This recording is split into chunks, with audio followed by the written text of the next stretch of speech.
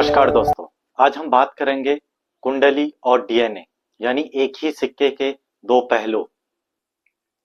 विज्ञान कहता है कि आपके शरीर की बनावट और आपकी आदतों का ब्लूप्रिंट आपके डीएनए में है, और ज्योतिष कहता है कि आपका ब्लूप्रिंट आपकी कुंडली में 9 ग्रहों में छिपा हुआ है। तो इन ग्रहों में सबसे पहला ग्रह है सूर्य ग्रह।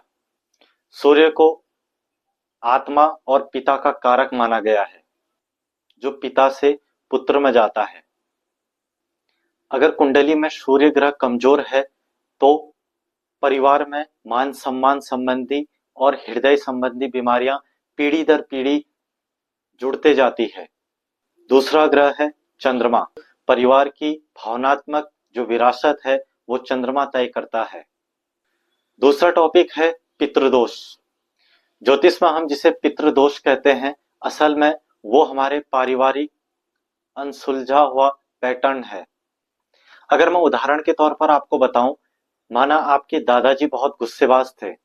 अगर उन्होंने अपने गुस्से को कंट्रोल नहीं किया तो वो मंगल के जरिए आपकी कुंडली में यानी आप में या आपके डीएनए में ट्रांसफर हो जाएंगी। इससे जहां पर पूर्वजों के तनाव का असर पीढ़ी दर पीढ़ी आप तक या आपके डीएनए तक पहुंच जाता है।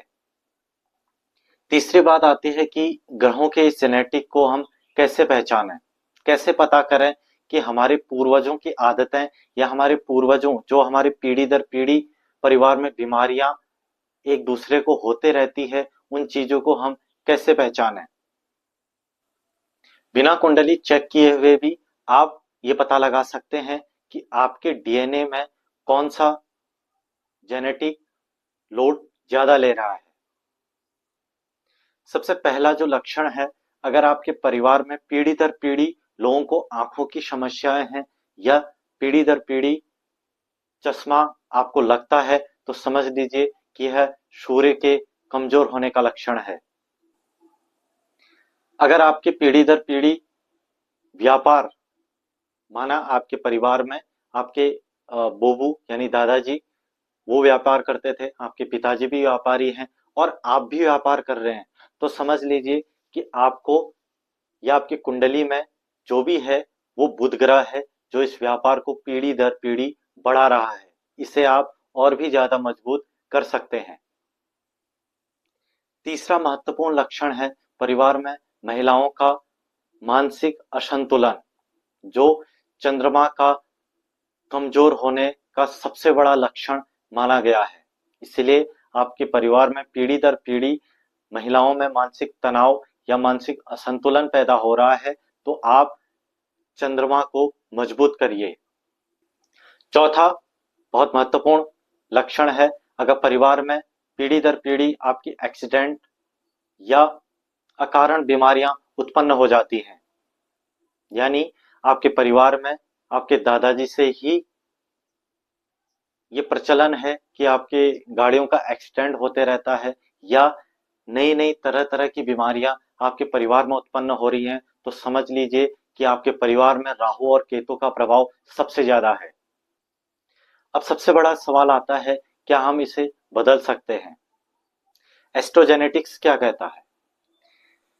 एस्ट्रोजेनेटिक्स ये कहता है कि जब भी आप किसी ग्रह का उपाय करते हैं तो वो आपकी बायोलॉजी को बदलने के लिए महत्वपूर्ण भूमिका निभाते हैं।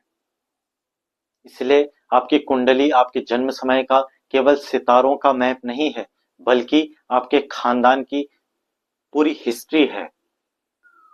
आप अपने पूर्वजों की अधूरी इच्छाओं और उनकी ताकत को अपने भीतर लेकर पैदा हुए हो। इसलिए ज्योतिष में अष्टम भाव को वंशावली और विरासत का घर माना गया है। इसलिए कुंडली में ये भाव का मजबूत होना बेहद आवश्यक है। अगर इस भाव में भारी ग्रह बैठे हैं तो समझ लीजिए कि आप अपने भीतर डीएनए को अपग्रेड करने की शक्ति रखते हैं। वीडियो अच्छी लगे तो लाइक करें, शेयर करें और हमारे चैनल को सब्सक्राइब जरूर करें।